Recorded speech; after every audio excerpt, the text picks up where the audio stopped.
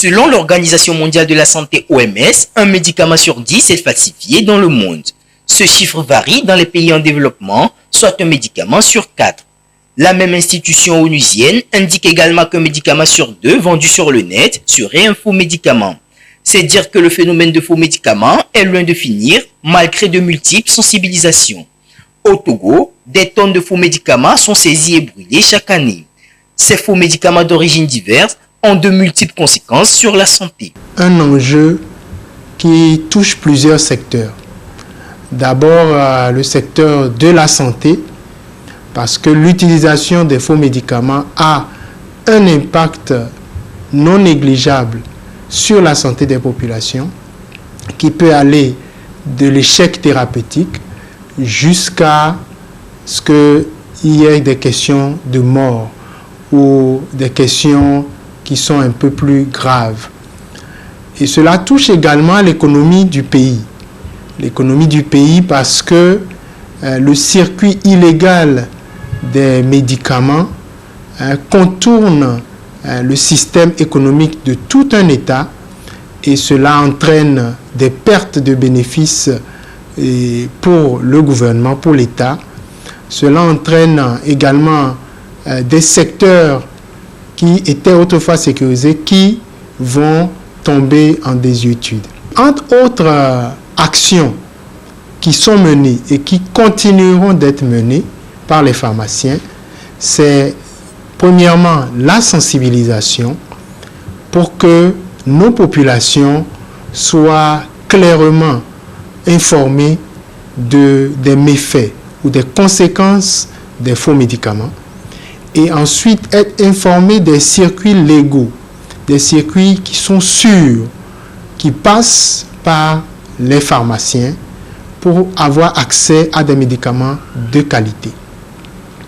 L'action des pharmaciens se trouve également dans ce que nous appelons l'amélioration de nos textes de loi qui visent à pouvoir mieux garantir l'accès sur le marché togolais de médicaments qui sont contrôlés, de médicaments qui sont sûrs et de médicaments qui proviennent d'un circuit qui peut être retracé. Le trafic illicite des faux médicaments constitue une menace pour la sécurité publique, en ce sens qu'il contribue à alimenter et à financer les organisations terroristes.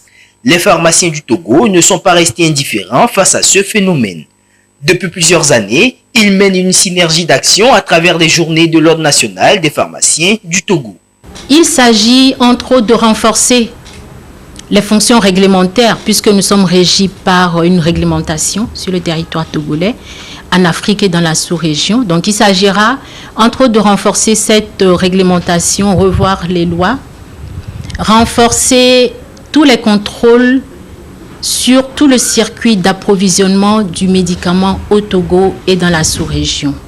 Une autre recommandation aussi sera d'aller dans l'harmonisation des textes au sein de l'espace ouest africain et de participer à la coordination et au partenariat sous-régional et international de lutte contre la criminalité pharmaceutique.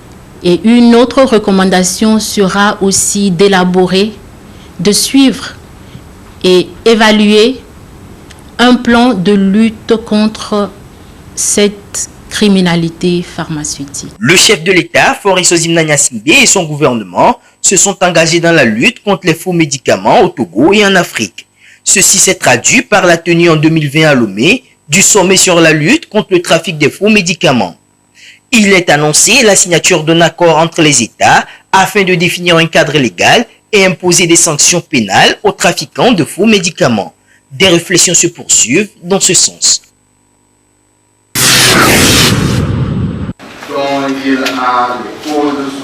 C'est parti pour 3 jours d'échanges, de débats et de réflexions sur la question de la migration dans l'espace CEDEAO et d'ailleurs. Le ton a été donné ce mardi sur initiative de la clinique d'expertise juridique et sociale CEGIS en collaboration avec la faculté de droit de l'université de Lomé. C'est dans le cadre de la 4e édition du forum Harmattan qui se veut un cadre de réflexion et de recherche de solutions aux problèmes migratoires. Le thème retenu pour cette édition est « Migration, vulnérabilité et dignité humaine ». Nous avions remarqué que dernièrement, les migrants sont souvent bafoués dans leur dignité et que le migrant, lorsqu'il quitte son pays, il traîne un certain nombre de vulnérabilités. Cette vulnérabilité peut être personnelle ou situationnelle. Le migrant est exposé à un certain nombre de dangers. Le migrant prend un certain nombre de risques qui, finalement, créent des vulnérabilités. Et il est aujourd'hui important de penser, de réfléchir autour des liens entre migration, vulnérabilité et dignité humaine. C'est un triptyque, de sorte à ce que véritablement nous puissions sortir de cette rencontre avec des éléments concrets qui aident à humaniser les politiques migratoires, à humaniser les migrations de façon générale, telles qu'elles sont perçues aussi bien par les individus que par les acteurs internationaux. L'idée est de pouvoir orienter les jeunes et contribuer à la protection de leurs droits. Aujourd'hui, le vrai challenge, c'est d'aider véritablement à créer des opportunités, à orienter les jeunes. C'est pourquoi, dans le cadre des réflexions et des panels qui vont être discutés tout au long de ce forum, le dernier panel est consacré aux jeunes à la recherche des modèles. Et nous allons faire venir des modèles qui parlent un peu à la jeunesse. Ce matin, je pense qu'il y a eu des dynamiques et de l'interaction dans la salle en ce sens, pour que les jeunes qui veulent rester et travailler dans leur pays puissent avoir une diversité d'options, et que les jeunes qui veulent partir, pas seulement les jeunes, mais nos concitoyens qui veulent partir, puissent partir dans des conditions sûres, dans des conditions sécurisées et dans des conditions qui garantissent leur dignité humaine. Sur cette question de migration, les professionnels de médias sont appelés à jouer leur rôle, celui d'informer et d'éduquer le grand public. Soulignons que des recommandations seront formulées à l'issue de ce forum.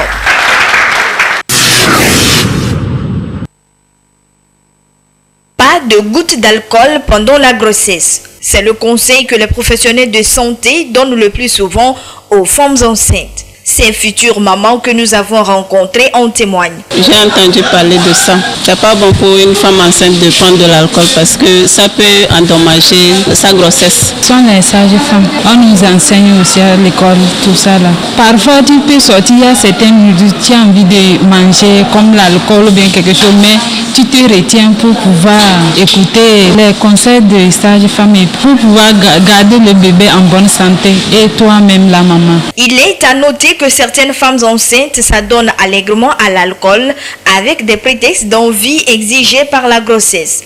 Cependant, boire de l'alcool pendant la grossesse est toxique pour la maman et surtout pour le fœtus et peut entraîner des complications graves. Les conséquences, on peut citer entre autres le retard de croissance intra-utérine.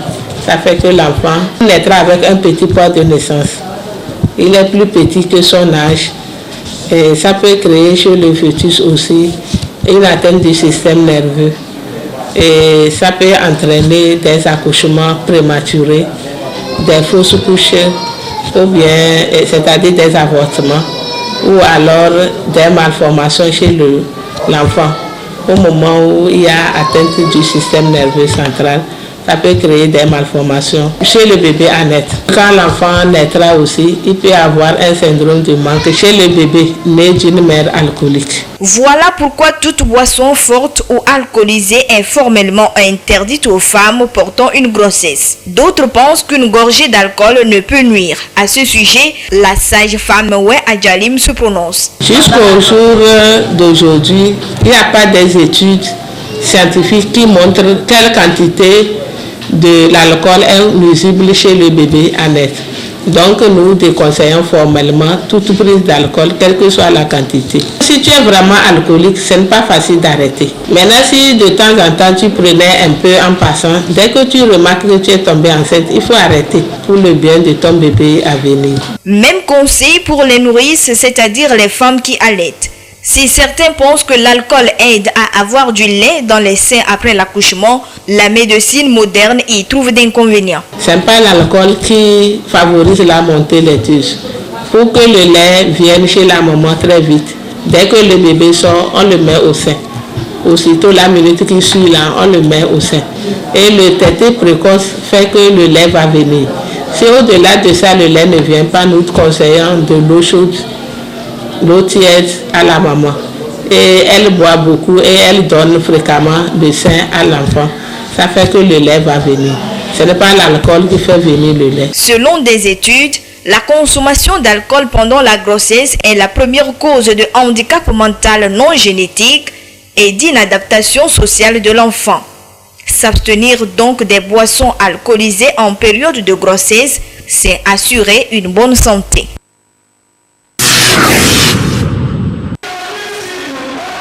Le camp de prière Jésus est la solution du pasteur Noumovi Doji Paul a célébré ses 20 ans d'existence au Togo. 20 ans de mission d'évangélisation, de délivrance et de guérison de toutes sortes de maladies. Il y a des fruits que le ministère porte. D'abord, il a le don de guérison, le don de miracle.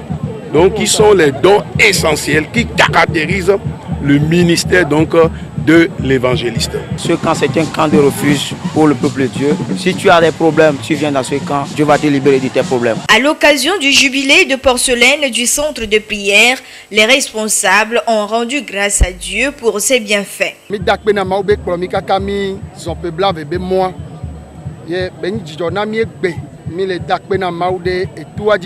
Nous tenons à remercier sincèrement le Seigneur pour sa grâce qu'il nous a accordée durant cette période du jubilé de porcelaine.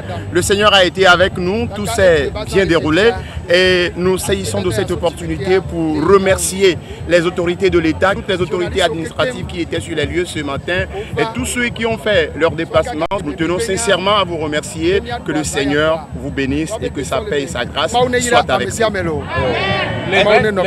D'éminentes personnalités invitées pour la circonstance n'ont pas manqué de témoigner leur gratitude et leur reconnaissance à l'homme de Dieu. Elles ont salué l'initiative qui sauve aujourd'hui des vies. Et je peux dire que cette réalité, ce que nous avons vu ici, on ne l'a pas encore vu dans le monde. Ce que nous avons vu, ce qui s'est passé ici, c'est ce qui s'est passé dans l'évangile de Marc, chapitre 16, versets 15 à 17. Et c'est aligné par rapport aux Écritures. Et l'évangile doit être mis en pratique. Dieu, à travers lui, se manifeste par des signes et les miracles. Et vraiment, cet homme de Dieu est humble et il est un exemple pour nous dans ce pays. Que Dieu soit avec lui et qu'il puisse faire encore de grandes choses. Nous glorifions le Seigneur pour ce que Dieu est en train de faire à travers lui. Puisque nous avons entendu que les aveugles voient, les sourds entendent, les paralytiques marchent, les morts sont ressuscités, les cancéreux sont guéris, ceux qui ont les diabètes sont guéris, des multitudes et des multitudes sont sauvées. Nous ne pouvons qu'encourager cela et nos autorités encouragent ce qui est en train de se passer ici parce qu'ils contribuent ainsi, n'est-ce pas, à l'amélioration du bien-être de nos populations, au développement du pays. Plusieurs activités ont marqué la célébration des 20 ans du camp de prière à l'instar de la pose de la première pierre pour la construction de bâtiments.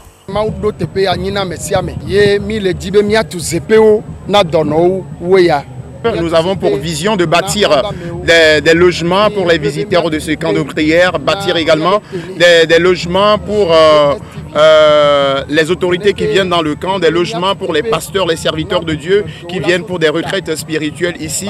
Et lors de ce jubilé de porcelaine, nous avions également fait la pose de première pierre de notre chaîne de télévision, la JES TV, qui a été également la pose de première pierre de notre temple, le temple que nous avons pour vision de construire ou de bâtir sur ce site. Ce temple-là qui va accueillir 25 000 personnes et ce sont ces projets-là que nous avons et par la grâce de Dieu, ces projets seront réalisés. À ce jour, le camp de prière Jésus est la solution situé à Pové dispose selon le responsable de 10 000 places assises, de plusieurs dizaines de chambres pour les visiteurs et 200 cellules pour les malades mentaux.